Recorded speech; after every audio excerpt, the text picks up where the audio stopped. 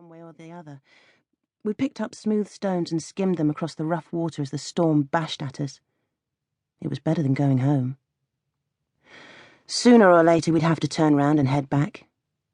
If we were lucky, Dad would be round the pub and we'd be able to change our clothes without ructions, if we were lucky.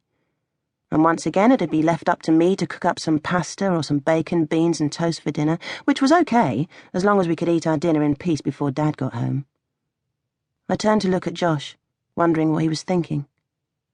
As if he sensed me watching him, he wiped his nose again with his sleeve. It was raining quite hard now. The yellow tinge to the clouds had disappeared. Now there was only dark charcoal grey. "Come on, Josh," I shouted above the noise of the waves and the rain. "Time to head back." "Liam, I don't want to go home," he shouted back. "Come on." I started walking up the beach. I didn't need to turn round to know that my brother was standing there watching me. "Come on, or I'll leave you to it," I yelled. Josh started to follow me. I slowed down so that he could catch up. When at last he did, I turned round to him and smiled. He smiled back. Without warning, I grabbed him and put him in a headlock. "Get off!" he shouted. After messing up his short locks good and proper, I let him go. Josh had to take a step forward, his hands stretched out before him to stop himself from falling. He sprang up and grinned at me. And just like that, some of the weight was lifted from my shoulders. But not much. And not for long. "Time to go home," I sighed. Josh's smile vanished. And I'd done that. I was always the one to wipe the smile from his face. Sometimes I really hated being the older brother. Sometimes I wondered how it would feel to just be me, by myself, no one else to consider, no one else to worry about. Just the thought of it made me ache inside. To be on my own and left alone.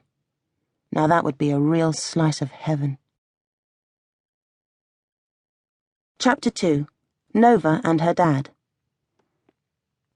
Nova had to read the wretched notice her dad had just put on the hotel notice board twice before the full horror of it sank in.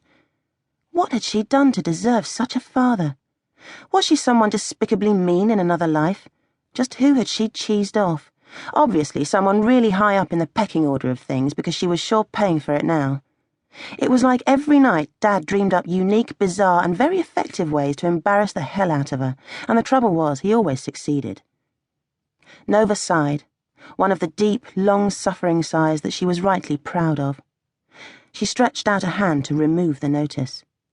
"Nova, don't even think about it," Dad called out, leaning over the reception desk. "Dad, you can't leave that there." "Why not?" "Anyone thinking of staying here will think this place is a nut house, that's why. Any new guests will be impressed by the hygiene standards at our hotel." "New guests? Dream on," Nova muttered.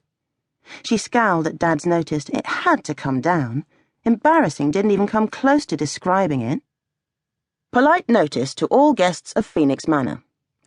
There are some devices which are being underused in this hotel due to an obvious lack of knowledge or technical awareness. I realize that these features come without a user guide, so I thought I might offer some advice. The white or wooden handle on the rear wall of each toilet cubicle is not decorative, nor is it the handle of a fruit machine or a firing mechanism for an ejector seat. It has the express function of sending your sausage to the seaside. No matter how proud you may be of the fiber content of your diet, we at this hotel don't want to see the evidence. Flush the ruddy thing. Loo brushophobia continues to be a real problem for some of you. Hold the narrow white or wood veneer end of the brush and use the bristly end to remove whatever excreta may have avoided the flush. See above.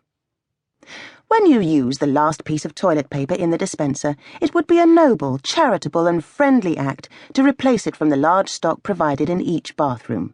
Please do not phone me or any member of my family at oh my god o'clock in the early hours of the morning and ask where the spare toilet rolls are, as happened 2 nights ago. And if you do run out of toilet paper and find there is no more available in your current location, please do not shuffle down to the reception desk with your trousers around your ankles. Yes, you, Mr. Burntwood. My wife is still having nightmares. The fact that fresh urine is almost sterile does not entirely mitigate the practice of spraying it around the toilet seat and or floor like some randy tomcat. In other words, if you sprinkle